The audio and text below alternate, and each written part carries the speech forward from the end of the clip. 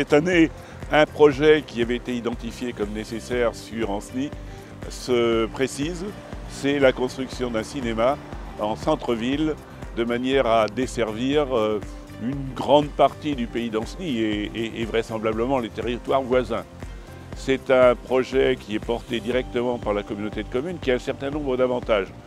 Le premier, c'est que d'abord il s'inscrit dans une opération de rénovation urbaine sur la ville d'Ancenis avec l'aménagement de toute la partie gare, mais aussi avec la destruction, l'aménagement de tout un secteur de friches industrielles.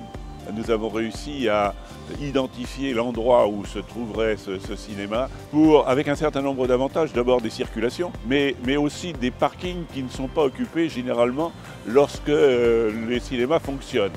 Une recherche d'un équipement nécessaire qui, je le rappelle, ne sera pas exploité directement par la communauté de communes, mais sera confié à une association gestionnaire, vraisemblablement. Bon, ce ne sera pas une exploitation directe. Et ça permettra d'offrir à la population d'Ancenis et à la grande population du territoire du pays d'Ancenis un ensemble cinématographique moderne qui doit permettre de satisfaire tout le monde.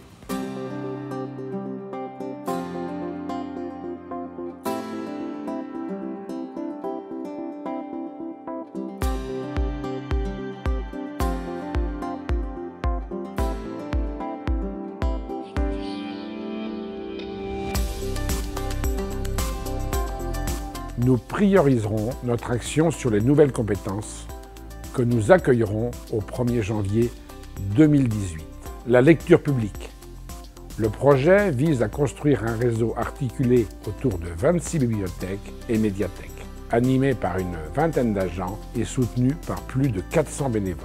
Les bibliothèques seront dotées d'un logiciel unique afin d'accéder à un fonds documentaire partagé. Notre ambition est de développer et favoriser son accès au plus grand nombre. Le transfert de la compétence équipement aquatique se fera aussi au 1er janvier 2018. Ce transfert portera sur les 3 équipements aquatiques existants, les 2 piscines d'Ancenis et celle de Saint-Mard-la-Jaille. L'ambition des élus est de proposer un service plus homogène et de déployer un schéma d'apprentissage de la natation scolaire.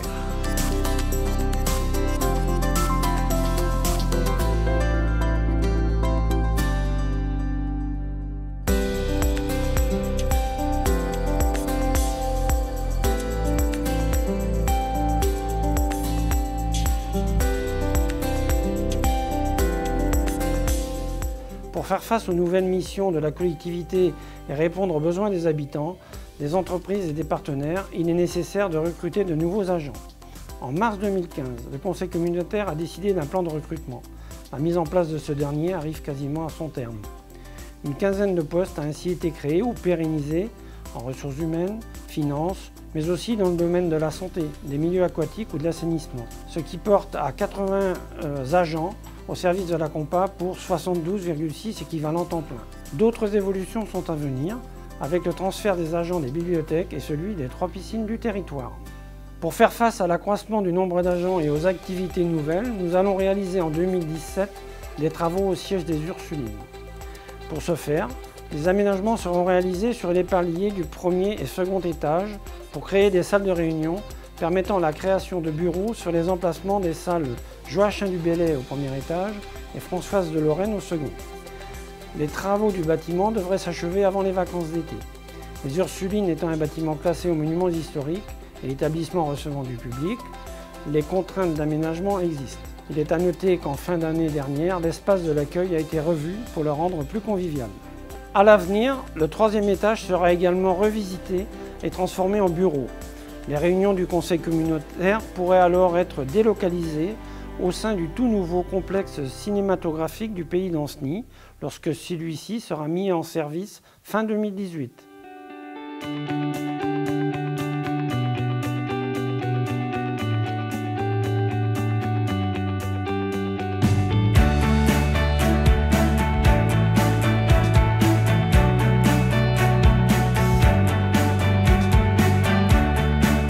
Le but de la rénovation de nos 5 déchetteries, c'est de permettre à tous les habitants du territoire, à 15 minutes de leur habitation, d'avoir une déchetterie aux normes, accessible, C'est permettre aussi de faire de la récupération pour Tronc-Canton dans toutes les déchetteries, pour alimenter l'écocyclerie du pays d'Ancenis.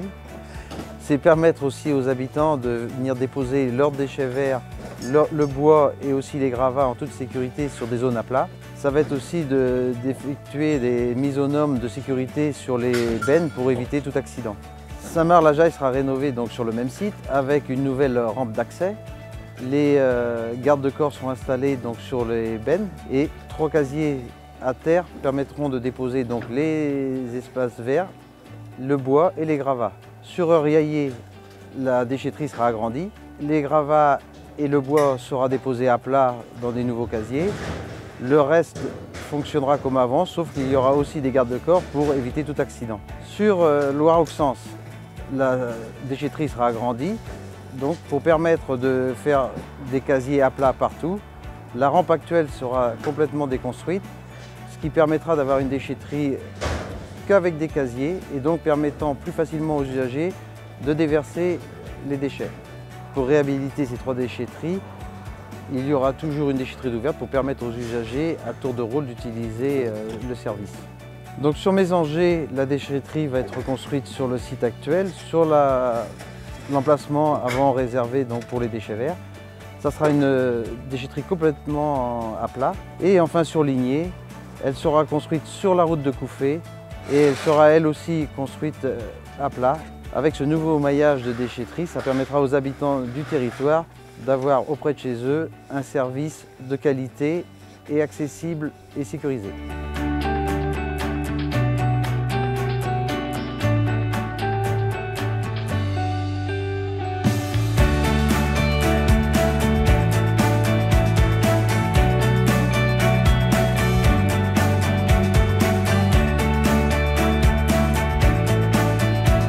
L'année 2017 sera une année charnière pour le développement économique du pays d'Ancenis.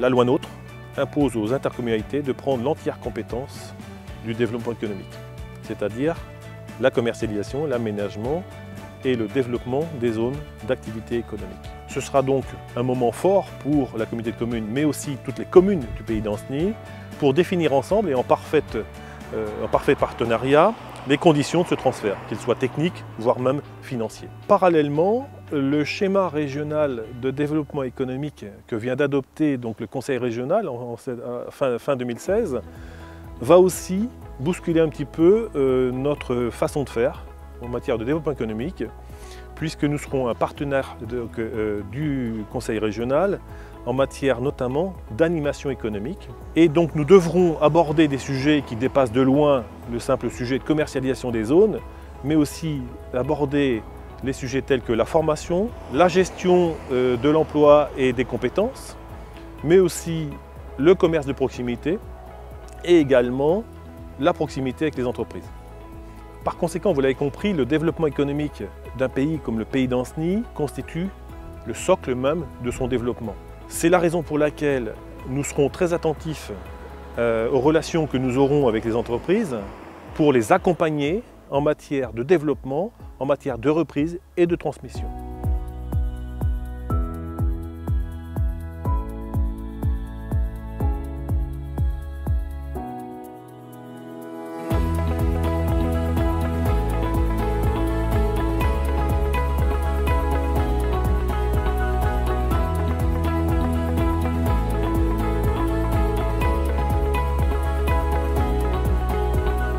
En 2017, l'opération d'aménagement d'un nouveau siège de l'Office et de l'antenne d'Ancenis, dans le cœur historique de la ville, permettra de réunir les équipes de l'Office, les acteurs touristiques du territoire et les visiteurs en un seul lieu visible, accessible, spacieux, accueillant et adapté aux nouveaux outils du développement touristique. Un espace d'environ 250 m² face au château d'Ancenis, visible des bords de Loire et proche du centre historique actuellement en restauration, sera une vitrine de l'ensemble du pays d'Ancenis pour les visiteurs. 4 objectifs: l'accueil d'excellence des touristes de Loire à vélo avec 50 000 passages par saison, affirmer l'identité forte du territoire entre Loire et Erdre et présenter la qualité de vie, d'accueil, les paysages et les savoir-faire.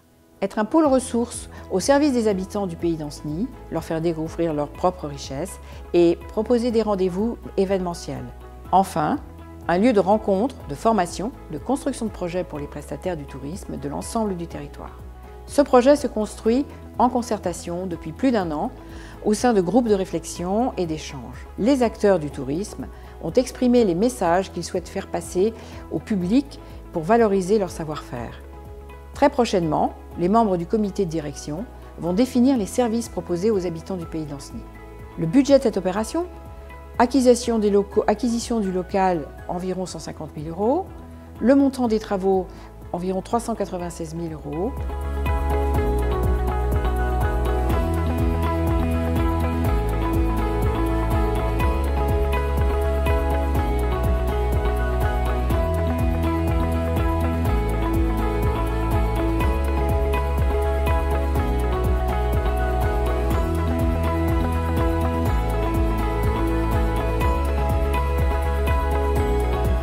Au pôle aménagement du territoire, dans la thématique de l'habitat, le programme local de l'habitat fixe les règles pour 6 ans, les orientations politiques de la COMPA. L'année 2017 sera importante par la réalisation du bilan à mi-parcours. Ce bilan à mi-parcours permettra de mesurer l'efficacité et la pertinence des actions mises en œuvre sur les 3 premières années et de réorienter des actions. L'orientation principale était le développement résidentiel maîtrisé pour permettre la croissance démographique de la population et d'évolution du parc. Le programme prévoyait la construction de 400 logements par an, dont 50 logements sociaux. Les 3 premières années sont marquées par un fort ralentissement de la construction neuve, avec seulement 165 mises en chantier en 2015. Par contre, pour les logements sociaux, les objectifs sont atteints et des programmes sont à venir. Une autre action, la lutte contre la précarité énergétique, a un bilan très positif avec des objectifs atteints. Enfin, pour la lutte contre l'habitat insalubre, la cellule intercommunale de repérage est pérennisée. Les pistes de travail sur le bilan 2017 peuvent être la continuité des actions engagées qui donnent satisfaction, de réorienter et de mieux cibler l'action sur le logement social et sur la revitalisation des centres-bourgs.